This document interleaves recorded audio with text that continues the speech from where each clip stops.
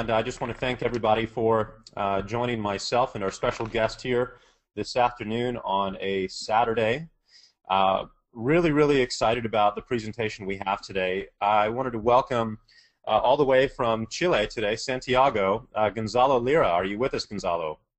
Yes, Mike, it's a pleasure being on your show. Thank you for having me. Awesome, fantastic. So just to give everybody a quick, I guess, a quick 20-second background on, why I wanted to share this with everyone today and how I met Gonzalo. Gonzalo is, by background, a filmmaker and a writer. And in 2010, about a year ago, he started making these blog posts with some fairly poignant economic analysis that was extremely insightful and, as far as my opinion was concerned, right on the button. So I really gravitated towards his work, started following everything that he posted. And Gonzalo has this knack for taking very complex economic definitions and occurrences and really puts them in these simple ways through his writing skills that was just really easy for me to follow along with and to understand. And I'm getting a bunch of webinar messages here. Here we go. So a couple of weeks ago, he made this presentation that we're going to see today, Hyperinflation in America. And Craig, I don't know if you can help me with these notifications that I'm getting here. I hope they stop at some point because this will be really annoying. So he had this presentation, and it was, and it's something you can go buy on his blog, and it was absolutely fantastic. I went through it last week, and I just thought this is something that I had to share with you guys, and I contacted Gonzalo and asked him if he'd be willing to share this with Elevation Group members, and he was, and so really excited, and it's a real privilege to have him come and share this information with us today, because I am definitely in line with all of Gonzalo's views on the economy and views of where it's going, obviously, which is why I wanted to share this with you. And I can't think of a better person to share this kind of information, specifically when it comes to concepts about hyperinflation, because as many of you know, this took place in the early 1990s in Chile, and Gonzalo actually lived through this process, saw it firsthand, saw what caused it, why it happened, and the results of it. And so it's very rare to have someone you can actually come and talk to and get guidance from who's actually lived through this scenario. So with that being said, Gonzalo, I'm just going to stop rambling and turn it over to you, and let's dive in, man. It's going to be an exciting 2 hours. Yeah, it's a pleasure being on. Just to correct you, and I don't mean to be rude or anything, but the hyperinflation that happened in Chile happened in the early 70s, not the early 90s. Ah, The early gotcha. 90s Thank you. Chile has been, financially very stable ever since 1980, when we had our own personal financial crash similar to the 2008 crash that the United States experienced, although obviously on a much smaller scale. And since then, Chilean finances have been exceedingly good. But in early 1970, during the government of Salvador Allende, the socialist president, there was severe hyperinflation, and I grew up with that. And also, just to give your audience a little bit of background about me, my old man was in finance and banking, and so I grew up with finance and economics, right? And so it was something that I struggled to get away from. My first job, was at an investment bank when I was about 13 years old. I studied internal rates of return off of a monopoly board when I was 10.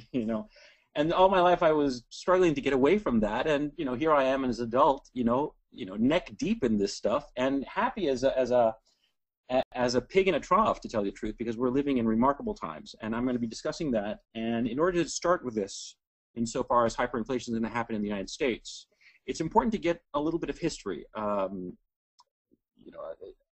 big on history because it seems to me that history doesn't repeat itself, but it surely does rhyme. And so it's very important to know where you're coming from historically in order to understand where you are today and where you're going tomorrow. So let's dive right in. We're going to divide this conversation into 3 parts. There's basically going to be an intro, how this web seminar is organized, and that is, first we're going to discuss what is happening in the United States today, okay, and how we got to the position we're in. Then I'm going to discuss what is hyperinflation. There are a lot of misconceptions about it, and we're going to discuss what is inflation, deflation, and hyperinflation, and the difference between high inflation rates and hyperinflation. And finally, I'm going to discuss how to invest in a hyperinflationary environment. Now, this is going to be a specific, point-by-point guide to how to do it, how to successfully invest in hyperinflation. Okay, so to get started, we had the global financial crisis in 2008. Okay, now that was a severe deflationary period. Okay, by however you define it, because there was a severe credit contraction, because what was known as a shadow banking sector collapsed, basically, because that's what it was. It was a run on the shadow banking system.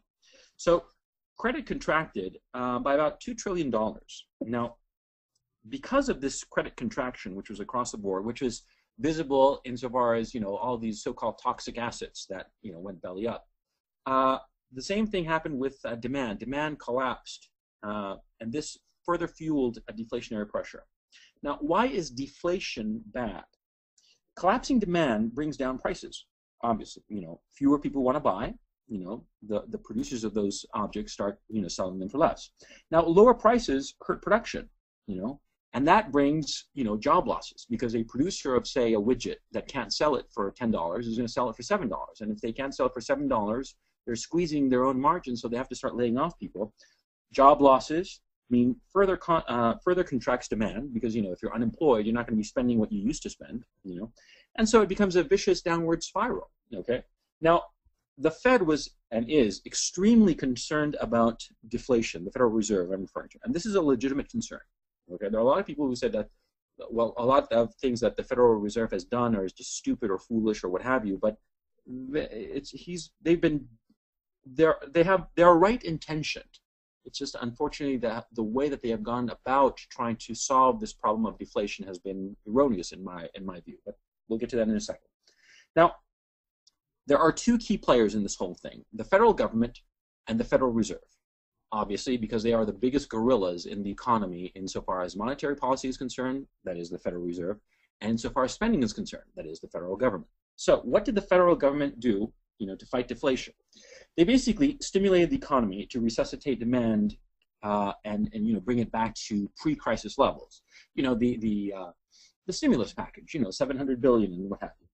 The other issue that they did was that they bailed out the financial sector, because their notion was that if they bail out the financial sector, they can restore credit in the environment and therefore allow people, have more credit in order to spend. Do keep in mind that a lot of times people refer to money supply as only M1 or M2 or M3 even, but credit should always be treated as money, because effectively it is money, because you are able to spend credit. Now, these federal government efforts cost a heck of a lot of money. That's why the U.S. government has been running deficits of plus 10% of GDP during 2008, 2009, 2010, 2011 now, and it's going to be like 2012, 2013, and 2014 as well, at least. I mean, the most recent number insofar as fiscal year 2011 budget is $1.6 trillion, and the total GDP of the United States is $14 trillion. That is about 12.5% of GDP. That is the deficit that the United States government is running in its effort to prop up demand. Now, this level of debt is clearly unsustainable, and it is going to collapse inevitably. Okay. Insofar as what the Federal Reserve has been doing, they've been trying to fight deflation by doing several things. First of all, the Fed lowered interest rates to zero, the famed ZIRP policy, Z-I-R-P, zero interest rate policy. Okay, and the other thing that the Fed has done is expanded its balance sheet from about $900 billion to $2.4 trillion. This was the famed QE, or now we're calling it QE1. It started in September of 2008 and continued through about March of 2009. And basically, the Fed bought up the toxic assets, the famed mortgage-backed securities and other collateralized debt obligations. Okay. Now, the other thing that the Fed did, the Fed and the Treasury in conjunction, was a very subtle move. They suspended FASB Rule 157, which is the mark-to-market rule. Now, you'd think that, who cares about some stupid accounting rule, but this is key. In March of 2009, they suspended FASB 157, mark-to-market. That means that a bank that holds a particular security doesn't have to mark it on its accounting books at its current value. Let me give you an example. Suppose you own a stock of XYZ, okay, and you bought it at $100. Now, on your